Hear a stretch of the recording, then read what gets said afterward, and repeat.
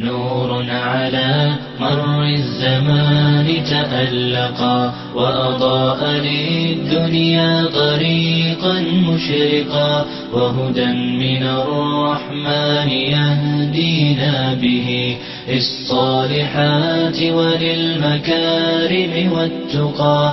نور على مر الزمان تألقا وأضاء للدنيا طريقا مشرقا وهدى من الرحمن يهدينا به للصالحات وللمكارم والتقى. هذا كتاب الله أعذب منهل أنعم به من مورد لمن استقى. قد صانه رب العباد بحفظه وحماه حتى لا يضيع ويخلقا. طوبى لمن حفظ الكتاب بصدره فبدا وضيئا كالنجوم تألقا وتمثل القرآن في أخلاقه وفعاله فيه الفؤاد تعلقا.